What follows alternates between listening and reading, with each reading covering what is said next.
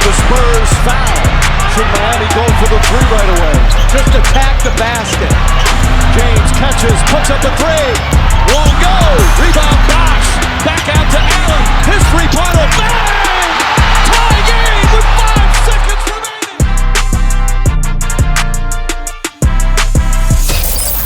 Welcome to the Ultimate Super Coach and Fantasy Sports Show. You are now listening to the Insight Fantasy Sports Podcast.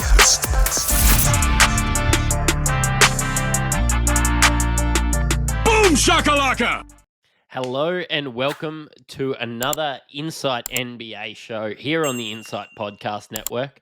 I'm SC_Mattrix, and today I'm here with Malley, Mr. Live My Fantasy himself. Mate, how are you? Feeling great. Always a pleasure, never a chore to be with you, Matty. Fantastic. And today we're going to be chatting about the Toronto Raptors. Don't mind the fact that I'm a little hungover after going to the NBL Blitz over here in Australia. Maybe seeing some future Raptors players if they are where I sort of expect them to be this year. Was a sharp little dig. Yeah, look, let's go there. I'm obviously not expecting them to maybe be too good this year. As always, we are brought to you here today by the Standard Squeeze, Ryan from Astute Newstead, and Fantasy Scores. Go on, have a squeeze. Use our promo code Insight15 to get 15% off at Standard Squeeze. If you're looking at financing your house, your car, anything over here in Australia, Ryan from Astute Newstead can help you out with over 40 different lenders. It definitely saves you having to do the work. And we've been getting all our analytics from Fantasy Scores, which I'm sure we will reference during the show. I'm pretty excited just to dig straight into the Raptors. I suppose, let's start at the end. I suppose the main thing with the Good Raptors... stories. Yeah, good stories. Yeah, it's been great. You have listened to an Insight Podcast Network. I suppose, how do you expect the Raptors to go this year, Malley? Oh, much the same as last year. It's exciting that they've got a new coach. We'll talk a little bit later on about the fact that Draco probably, not Draco, what's his name? Rajovic, their new coach. Hopefully he's not going to just drill them into the ground. They've got rid of Freddie Van Vliet with his corn chip knees. So, probably a shame for him. He probably would have lasted a little bit longer now under the new coaching regime, now that Nurse has packed his bag and he's going to meet up with the other bloke who's on the screen right now, my mate, your mate, Jimmy.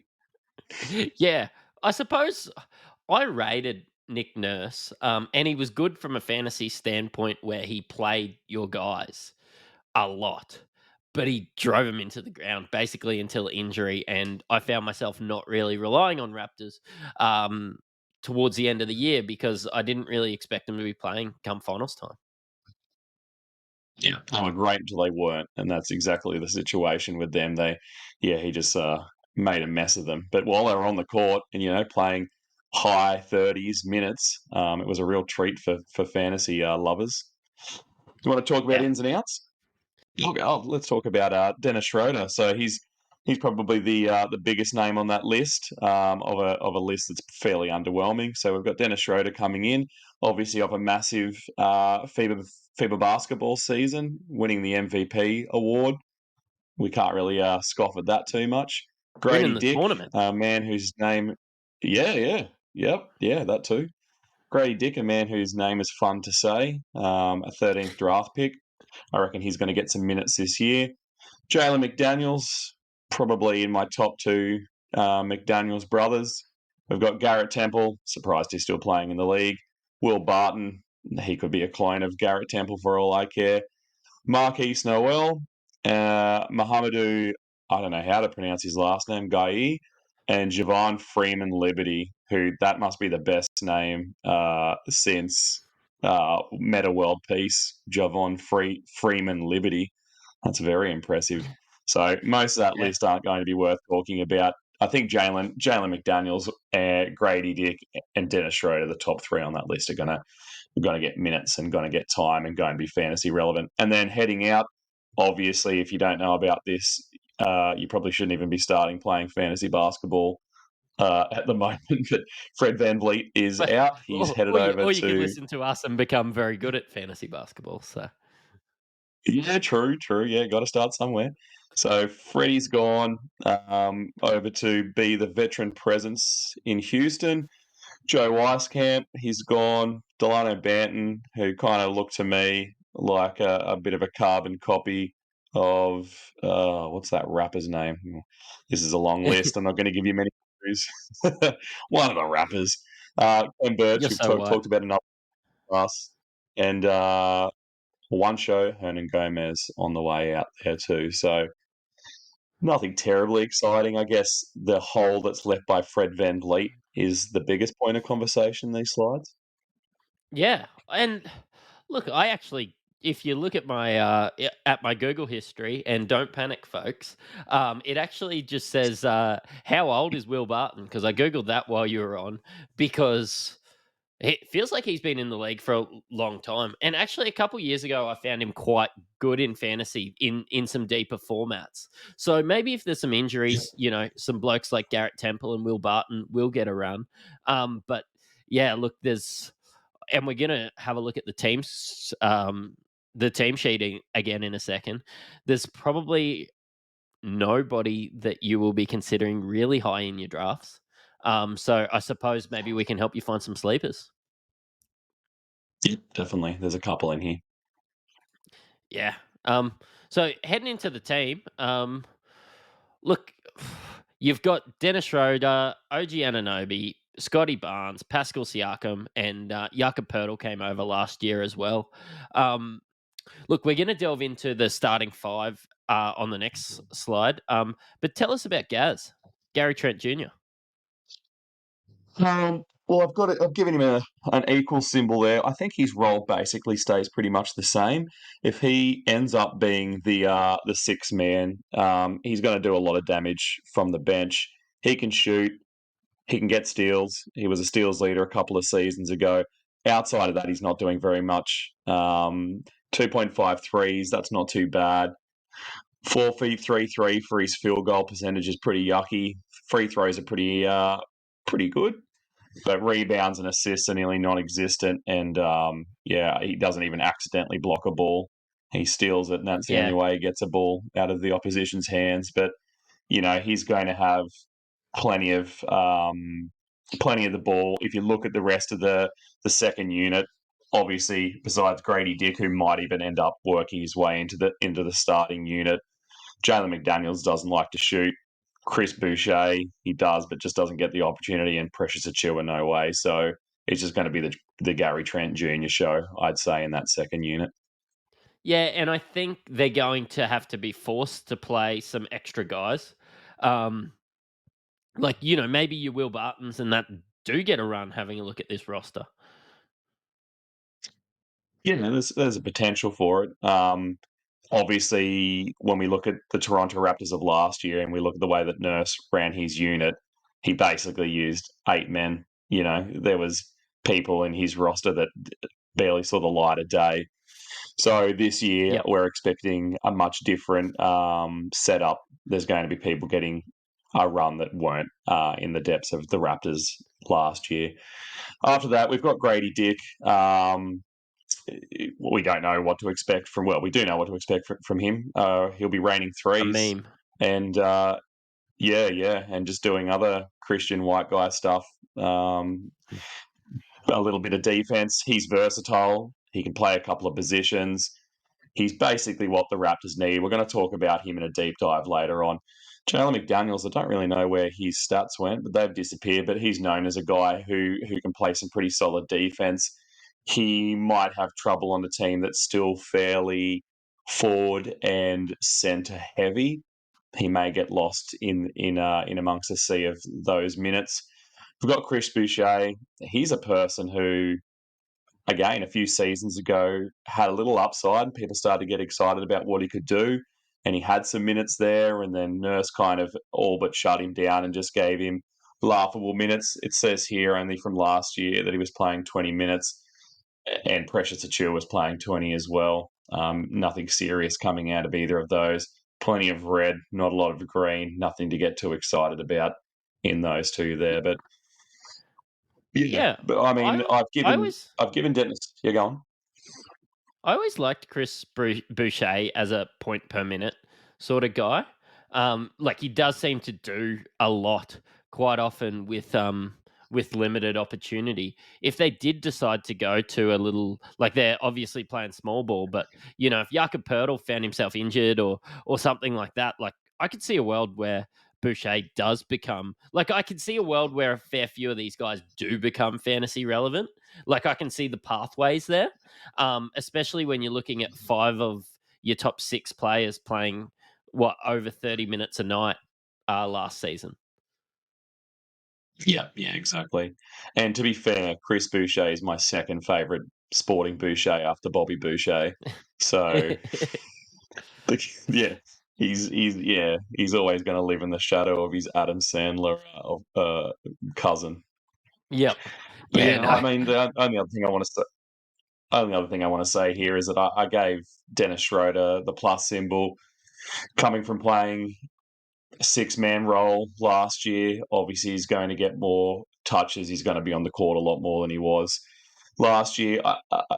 There'll be a debate that we have very soon, which is a debate that's going on pretty heavily in the NBA at the moment, which is whether Dennis gets the nod at point or Scottie Barnes does. Either way, Scottie's in the starting lineup. It just kind of depends where he is and what he's doing. OG, I've got could go either way. I'd like to see him become more of an offensive force. Scottie Barnes, we're going to talk plenty about him later. Pascal Siakam, the question is he even going to be there? If you go on to any old fan can get onto Google and start searching around, and there's plenty of crack theories about where he's going to end up next year. I've seen Sixers. I've seen where else was I looking? There was something weird today. Oh, there's plenty. And then Jakob Pertl, my old mate from over San Antonio way. Obviously, Pop used his mind powers to read the future and the organisation to move him on before Wemby came. It was all worked out very nice and neat. Yeah, we've got the starting 5 up on the screen now, and I do like Jakob Pertl's rebounds, but he just absolutely destroys you in free throw percentage. And I think maybe not having like if you were tanking free throw percentage, like Jakob Pertl becomes like a top 30 guy. If you're using some advanced stats there, like just good and serviceable, I suppose, at the center, and somebody that you can get in that 70 range. Like there's a lot of high end centers that are going quite early. Do you consider him a little bit of value in that sort of? I suppose that's the 6th or 7th round. Yeah, definitely. And if you use Matty's fantasy score app, you really see that once you start punting free throws, that his value skyrockets. He's one of those guys that sits atop of the list. No threes as well, very traditional center, but he's a double threat on any given night. He was who we looked to a handful of years ago as being a big block guy, and that seemed to be a world ago now, where all these big guys weren't just averaging 2.5 blocks a game, but he was Yep. that kind of person. So I think there is value there. Field goal percentage is down last year over the last couple, but what they're 62%, 63% there. That's obviously very competitive. He doesn't put a lot of shots up, but the ones he puts up go in. If he gets to the line, he murders you. But he doesn't, unless they're doing hacker Pirtle, he doesn't really get to the line that often anyway. They're not going to hack him on offense just because Yep. he isn't like a strong offensive force. So he's definitely someone of value. I've written down here that, and we've already had a little bit of a talk about it, that Nick Nurse's mad scientist routine's over, where he was trying to run the legs off his players. It'll be interesting to see if he does that this season with the Yep. 76ers. But Darko Raj, how do I pronounce his name? Rajokovic? Yeah, Rajokovic? He was Rajakovic. Yeah, actually Rajakovic. You might know him because he was an assistant coach a couple of seasons ago. Was it last season with the Grizzlies on your bench? So yeah. I I know that he's had honestly don't know experience too there. much about him, but I suppose the Grizzlies were great. They've got it. They've got another guy in, and are you surprised by the fact that Jakob Poeltl only played 26 minutes a night last year? Like I was looking at this like, did I read this wrong? Yeah, I think you've got to remember as well that he played that first half of the season with San Antonio, and they were all but shutting him down. They weren't getting him to do real much. Um, they had Collins coming back. They were starting to kind of basically do a minute split. So I'd be interested to see what his minutes look like when he came over to the Raptors. But there was even times there where Pascal was still playing quite a bit of the five as well. So I think though that number will go up, and with it obviously, he'll be.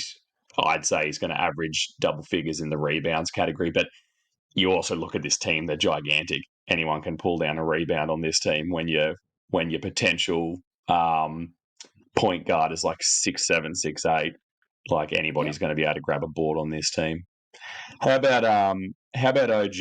There's plenty of green in his column there, like those great free throw percentages. He steals nearly at two. Blocks still somewhat competitive. Assists let you down a bit. Is he someone that you're keeping an eye on, or is he a bit of a an old story for you? Yeah, so it depends how my draft, and when I draft that I like to roll with the punches. I'm not an X's and O's guys. I won't go into a draft with a plan outside of get value early and just and like do a punt build on the fly. Like just know my stuff, know when I'm punting, know guys that I need to punt as I go along. But I'm not sure I see that much. I think when you're drafting him, between the 40 and 50 range, you're getting a 40 to 50 range player.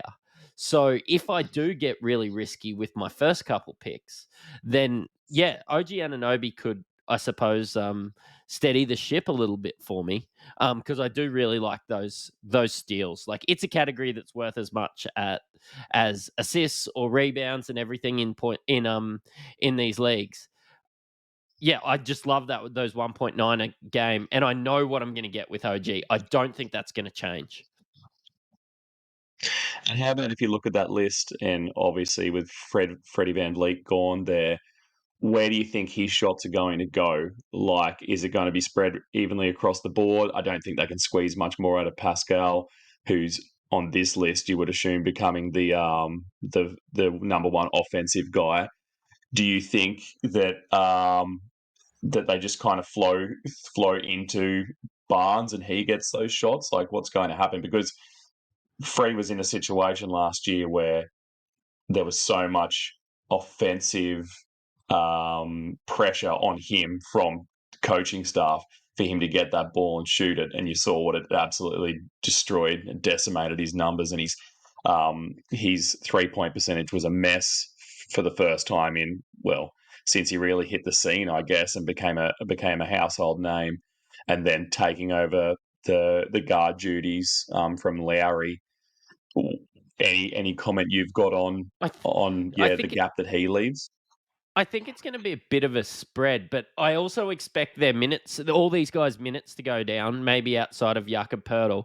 Maybe Dennis Schroeder's will stay around that, but I expect OG, Scotty's, and Pascal's minutes to come down, and I expect those numbers to kind of say the same, but that's them getting extra shots while they're out there.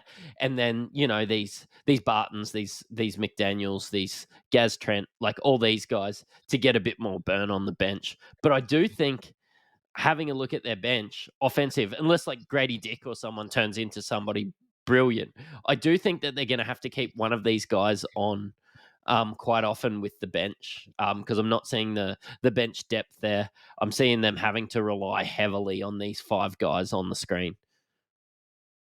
Yeah, and that's why I think even when we get to the debate of Scotty v Dennis and who's getting the starting point guard nod, they're both going to see plenty of time there because one of them is going to have to be on the court at all times. Yep. They can't really have they can't have minutes in the game where they're not. But I agree with what you said. I hadn't really thought about that. Dennis is not a one-for-one switch out with Freddie, so we can't just say everything that all the role that Fred played is now just put on the shoulders of Schroder. So those shots, those possessions, everything that he did is going to naturally get filtered out to the rest of the starters. But at the same time, which would make those numbers steady or increase. But then we're expecting that in those starting minutes, maybe besides Pirtle there, and as you said, Schroder, Anunoby, Barnes, and Siakam's numbers to come down with the 2-3 minutes that they're going to lose off the top of that. So it probably all equals out in the wash pretty well. If I can give anyone, I suppose, some nuggets of information, Pascal Siakam, like I suppose the general consensus, if you're talking to the fantasy community, was Pascal Siakam had a disappointing year last year.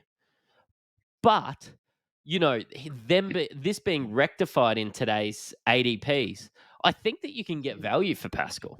Like, he has proven that he can be that sort of, top 30 guy, top 20 guy, even. And I think that you're going to be able to get him later in the drafts. If you're a gambling man, the opportunity's still going to be there. Whether he stays healthy or not, everybody can look into their crystal ball and guess.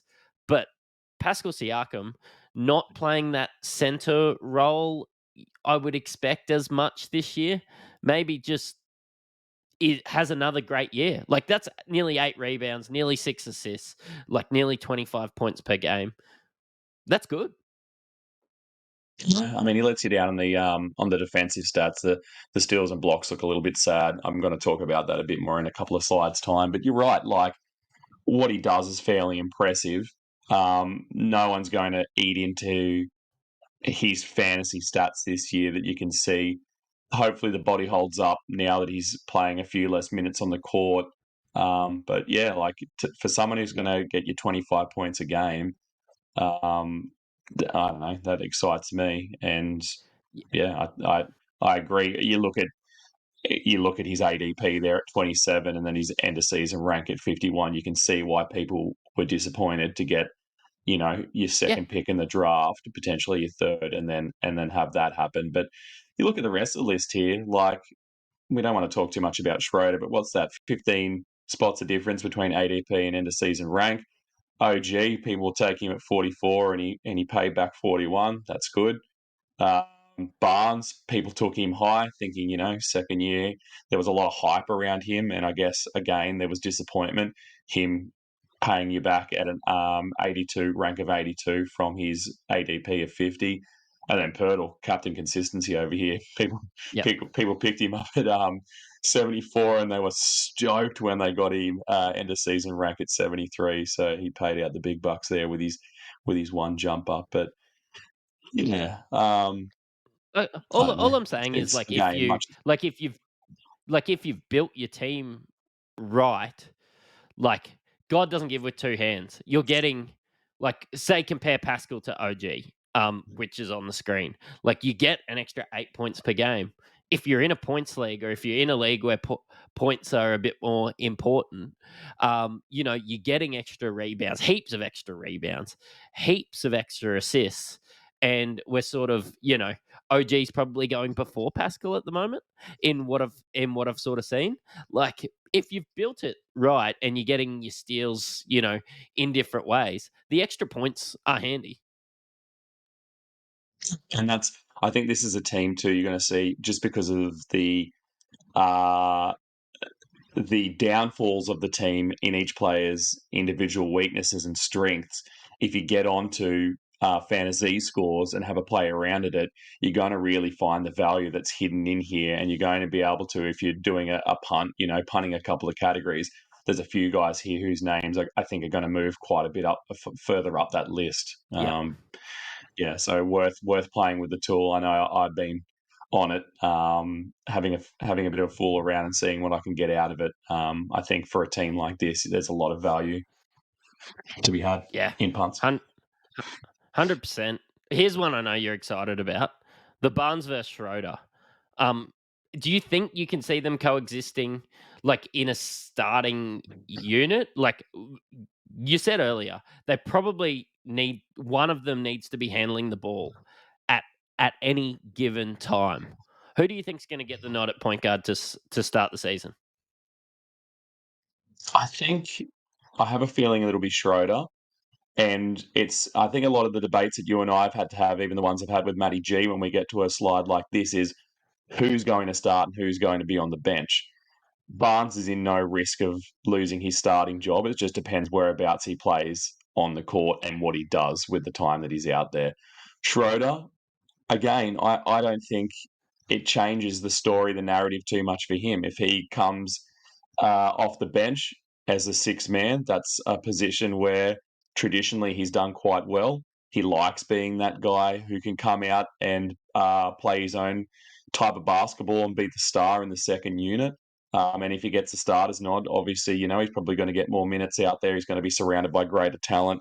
Those assists might come up. But yeah, I've just kind of jotted down some notes. I'll have a talk over them and just tell me what you think stands out if there's any comments you want to make. So I've kind of looked at the advantages of either of them at the point position and how that kind of flows out in the team. So I'm saying that Barnes, he had quite a handful of starts at the point guard position last year, and that's a position he wants to be in. So he's telling the organization, I'm your rookie of the year. This is what I want. Hopefully, he's going to see his third year leap that the players seem to get. So that's the position he wants to be in.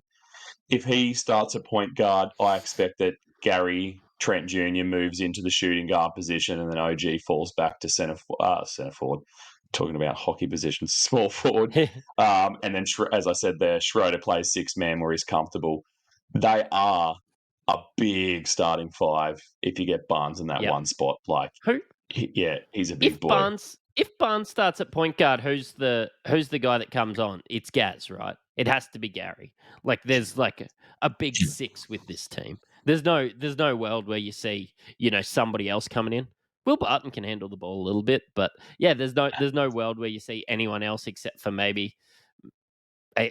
Gary coming in.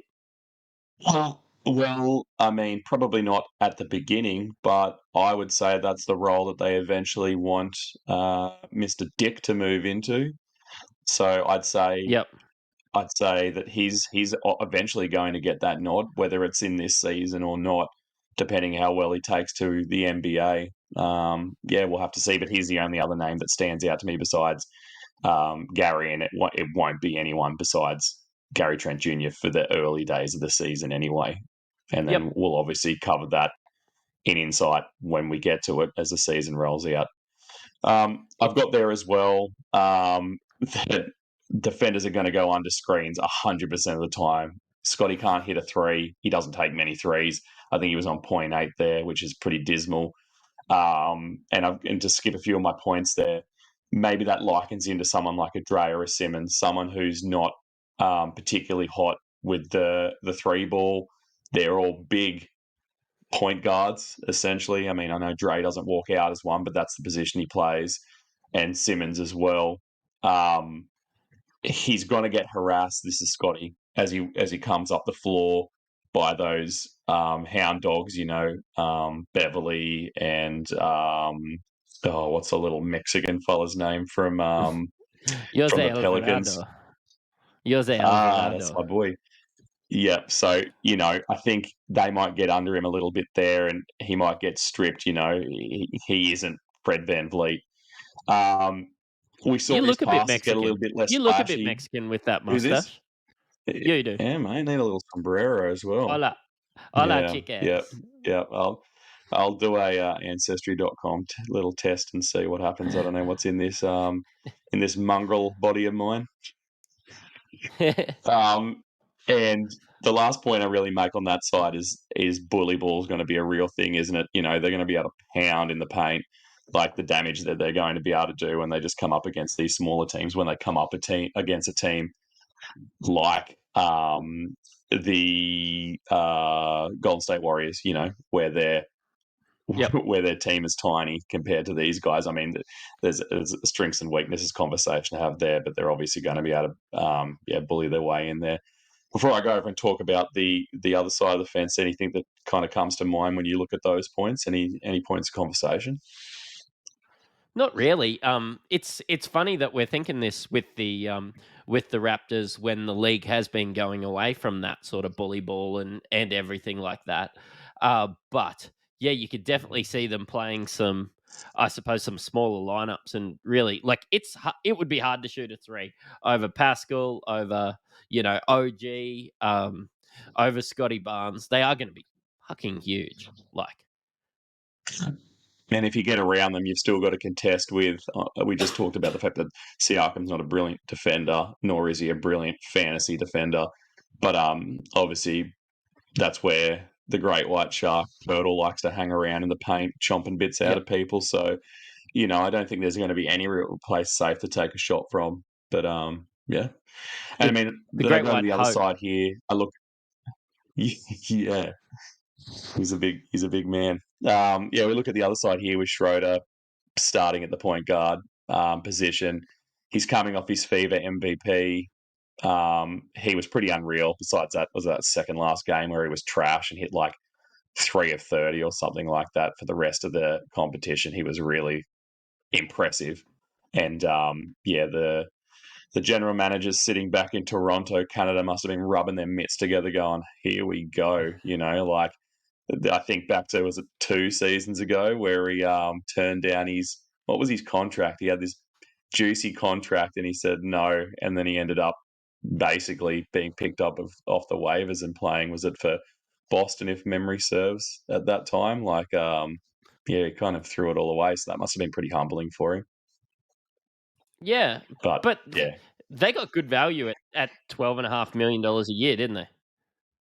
Like he 100%. did sign Yeah. that contract with the Lakers to, I suppose, to show that he could do it. Yeah, in 2021, he got offered a 4-year contract extension for $84 million, and then he went and Oh, signed man, he must have lost a sleep over that. 1-year, yeah, 5-year, $5.9 million with the Celtics. So Oh, grim. I mean, Oh, this well. doesn't affect fantasy, but he is going out there on these No. smaller contracts with a chip on his shoulder, and I suppose was evident with how many shots he jacked up for the Lakers. Yeah, he's going to be a bulldog. He's going to be out there, and he's going to keep, I suppose, continuing to try and get paid year on year out. So that's good. Like I Yeah. like a fantasy player that's not looking to get shut down at the end of the year or anything like that. And he seems to be Yeah. somebody that you can get like with the last pick. Yeah. Yeah. He's sitting there. And, you're potentially getting a starting point guard in the NBA. I've said here too that starting him sets you up for a more traditional looking five. Um, he doesn't demand, obviously, the levels of defensive attention that Fred VanVleet does. So that obviously gets spread out around those other 3-point shooters. He's crafty. We saw that in FIBA. He can just kind of like worm his way through traffic, and he just kind of hoiks it up over his head, and it seems to go in. Must be nice.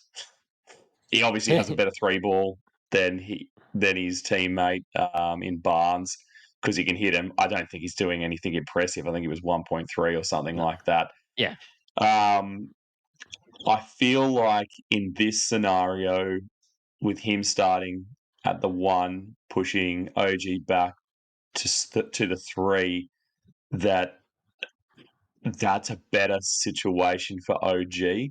I can't really put my finger on it, but I just feel like he gets more shots. It just seems more comfortable in that position. And the last thing I've said there, so I can shut myself up, is that is he the safer option for Darko?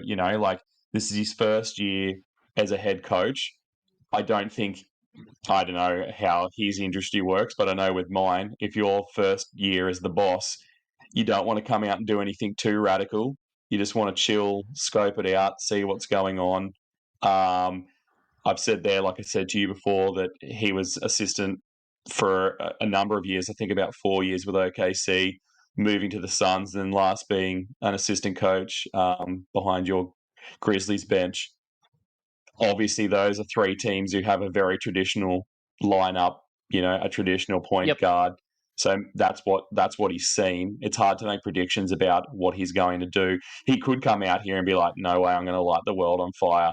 Barnes, you're starting your point guard. Let's mix it up. Let's go crazy." Like if I'm gonna go down, I'm gonna go down the ball of flames. Or he comes in and goes, "No, I'm playing this super safe. Like Schroder, you're my point Yep. guard. Like Scottie, you're staying at the 3 Yep. and playing 3-4."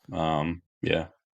I hope so. I think he'll be afforded the luxury of there being no other ball handlers and him being able to, maybe Schroder starts at point guard, but maybe Barnes plays 25 minutes a night at point guard, or they share the ball handling duties out there. Schroder can play off the ball as well. He's a bit slippery. So yeah, I think he will do both. I think this is great, but I think actually both will happen, and you'll see it all in the course of a game. So have a look at that when you're watching the Raptors, and yeah, because that's what I think. I think that all this is going to happen. Agreed. Let's head over. Let's head over to Grady Dick. Do we want both our hands around this Dick, Mister Live My Fantasy? Because, mate, from what I've seen in tape, he's a baller, like JJ Redick. Like, I suppose if you're trying to compare them to people, like he just looks like he is a shooter, and his shooter's going to shoot, and he shot him at decent clips. He's played really well. He's got some rebounds out of position, and still defends. Like, still gets in those passing lanes, and still gets steals. Yeah. What's your comparison? Yeah, I mean, we're just looking at his college stats here. He's obviously young, like most of the top rookies in this draft class at 19 years of age.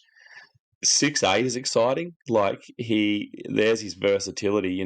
He could be a 6'8" shooting guard out there on a team that's already gigantic. He's just going to plug in there nicely. Or like he can play all the way up to the potentially, because he is an explosive kind of guy and a decent defender. He might even be able to go all the way up to power forward in some situations. He played 32 minutes a game. He played all 36 of his college games, which is good. That 3-point percentage, 40%, is very delectable.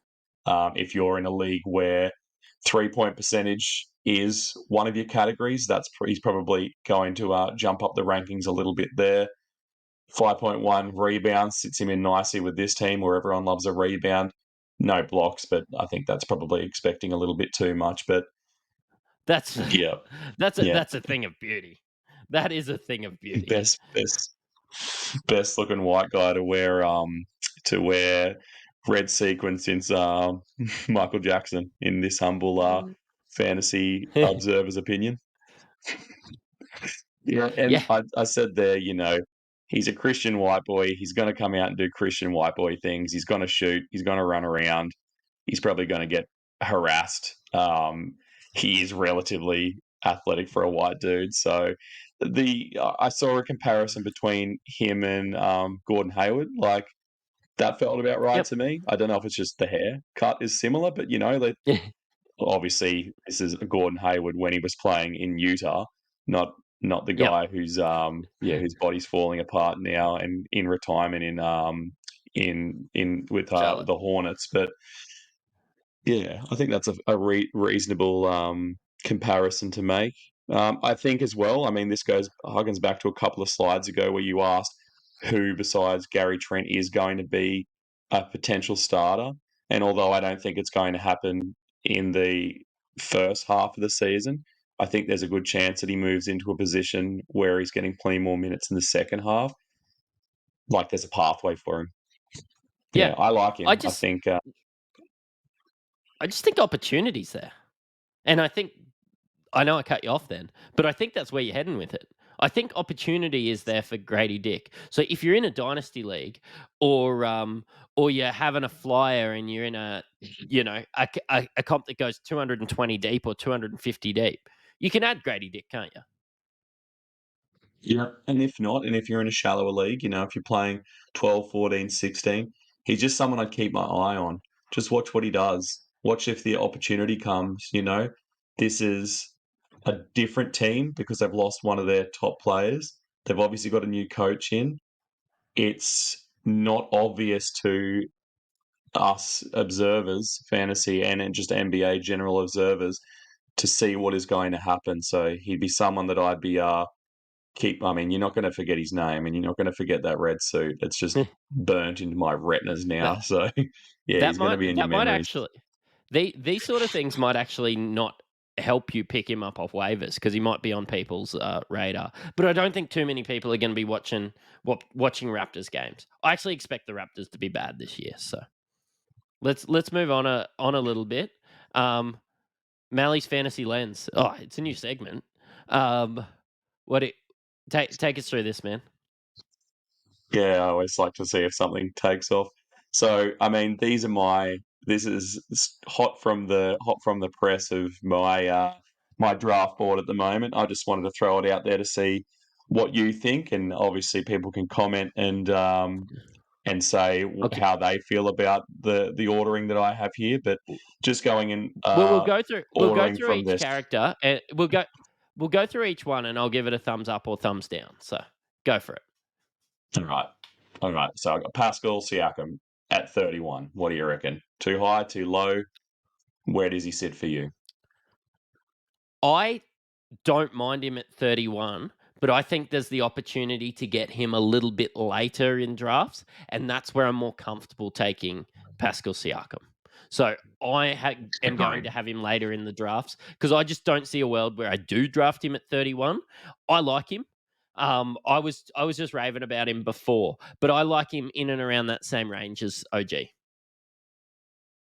Now I've got him on my projections on my draft board around a bunch of broken players.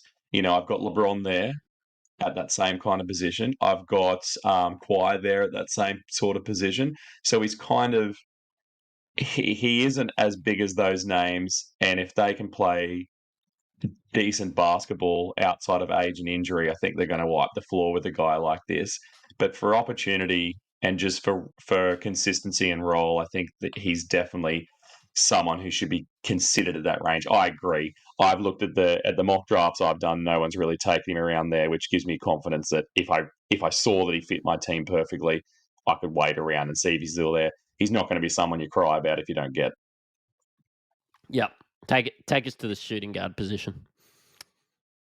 Yeah, so OG Anunoby, I've got him at 46. I've said there that he is consistently on the steals leaderboard. Like he's not going to go away. The steals obviously fluctuate.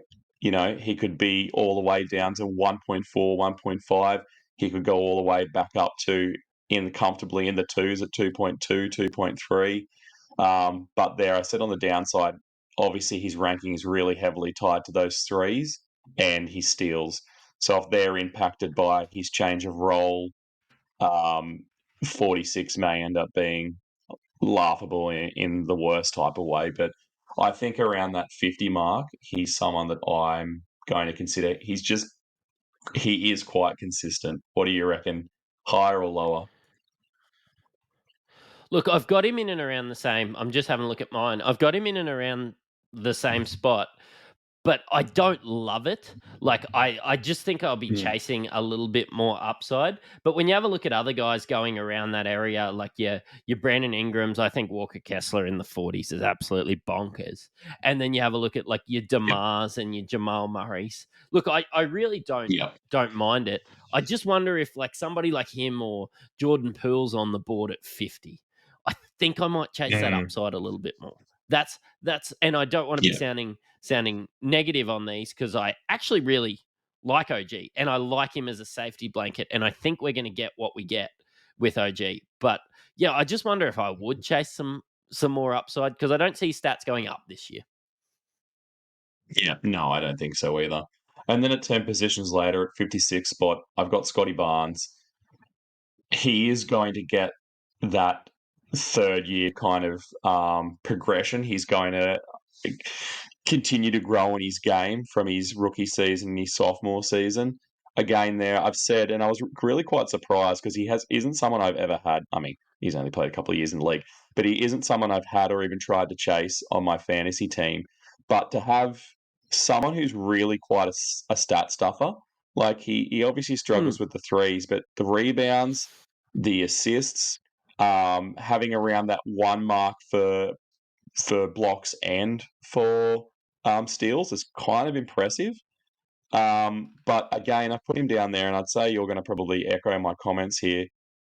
With your potentially your fourth pick, I don't know. Again, that just seems. There's no one here that I think is just someone who I'm going to grab at these positions, but I'm going to stick to 56. What do you reckon? Yeah, I've got him in and around exactly the same spot.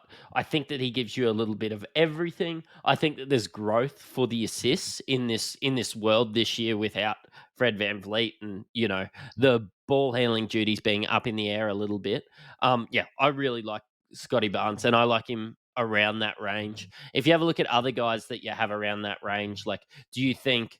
Well, you tell me. Would you take Scottie Barnes or Chet? Chet. Would you take Scottie Barnes or Bradley Beal? I think this year I would take Scottie. I mean, as we talk about upside, Scottie's clearly got Yep. upside over Beal. Would you take Scottie Yep. Barnes or Jalen Williams? And then I've got one more afterwards. Oh, that's the best one you've thrown at me yet.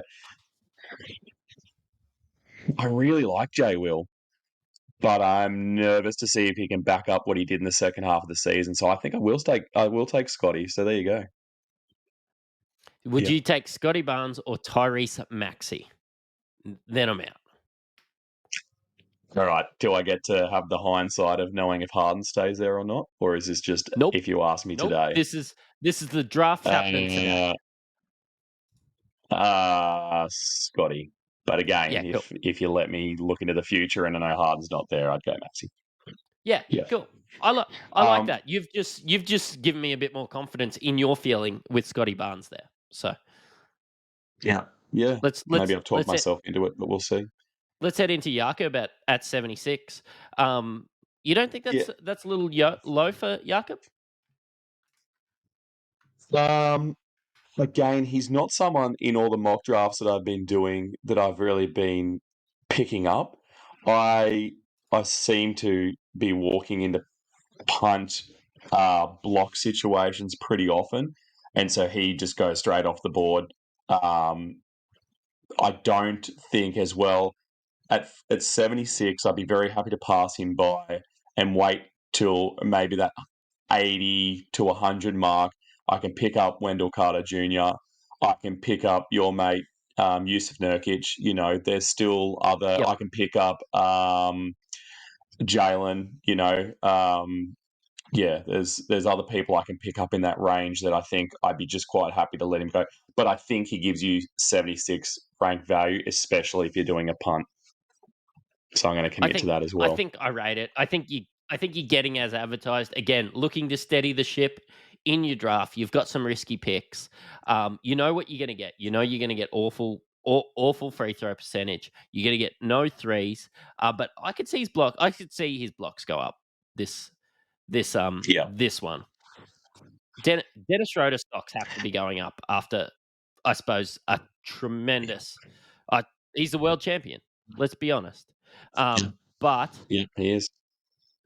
But 97, like I've seen him still sitting on the board at 130. Is it somewhere that you're putting him on the board, hoping that he's still sitting there at 120 and he's just up the top of your list, or would you really take him in the top 100? I think that's a high watermark. But I think realistically, when you're getting to that 100 mark, you can argue a position in and around that top 100. If I saw someone take him at 10 spots higher, I'd be a bit dubious. If I saw him go at 125, I'd be like, fair enough. I think if you're lucky enough to get to see what he does in the preseason and what Darko does in the preseason. It'll be interesting to see if you get the ability to see what's going on, whether you can take him at that range or if you're going to be drafting sooner rather than later. Obviously, you may just have to pick him up and see what happens. But he's a guy that you wouldn't be upset if you had to drop, And I think that's why I could take him at 100. And if I dropped him later on, I wouldn't care. I'm going to give you a rapid fire 3, and that's 3 guys that are going around this area. D'Angelo Russell. I would take him over Schroder. Spencer Dinwiddie.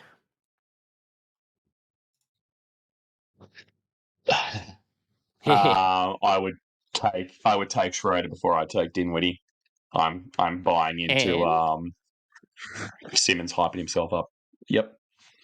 And Trey Jones. That's my homer. So Trey. Yep. Yeah, that one might be clouded by my love of the Spurs. So yep. So yeah, Gaz nice. At 120.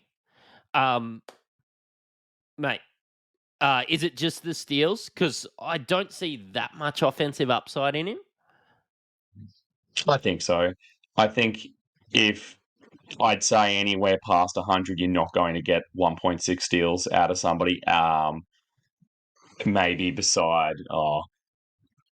yeah, I don't know. I think obviously you'd have to be hoping that he puts those steals together. I said here that again, his ranking is really tied to his threes and his steals in a stronger way than it is for OG Anunoby, who has the rebounds, who can get blocks, he has other things that he can rely on, whereas Gary Trent doesn't. He is just literally steals and threes. So again, if you don't pick him up and you end up needing him, I think he's going to be there. So that's below his current ADP anyway.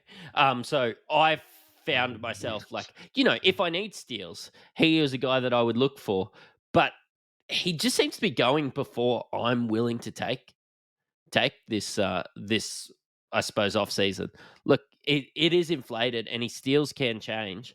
But yeah, I think the opportunity will be there. I think he's playing minutes. I think that he will just give you what's advertised. Yeah, agreed. All right, man. I've got the Raptors being towards the bottom of the East. I think they're not going to be able to handle Fred VanVleet going as well. I think they're young. I'm not even sure if Pascal Siakam's going to be there. I think giving the keys to Scottie Barnes is going to have a lot of teething issues, and I'm worried about putting a top 4, top 5, top 6 pick with the Raptors because I'm worried that they're just going to be awful and that they are going to be getting a very good draft pick this year. That's where I sit with the Raptors. How about you? Yeah, I agree. I think if Siakam goes, they've really got to shut it all down. They can let Scottie Barnes, go into sandbox mode and just play around as much as he wants as point guard. You can let Grady Dick go out there and shoot the lights out, and all the other white Christian fans will come out and watch him do that, and ticket sales will be strong. Yeah, I agree. I have them pretty far down the bottom as well. I mean, you look at them as a team just on paper, and you think this is a team that could do all right. But I think you're right with all those other external factors, with a huge shake-up to their starting lineup in positions and ins and outs. With a new coach, they're going from a coach of the year in Nick Nurse to a rookie, a guy who's trying things out for the first time, who probably end up becoming a bit of a puppet master for the head office and probably just do what he's told and be out there and point the finger. But yeah, that's all my thoughts. I think I've been absolutely juiced on the Raptors. Nah, sounds good, man. All right, well we'll wrap this up. Where can they find you on Twitter, mate? You can find me at live_my_fantasy. If you want to know what players are liking themselves to what vehicles, then you've come to the right place, because that's basically what I talk about. It's a very niche market. And if you want, speaking of my own niche market, if you want beer selfies, follow me at SC_Mattrix, and yeah, you can get them all night. We're talking NBA on there all the time. You have been listening to a podcast from the Insight Podcast Network. Thank you. Cheerio.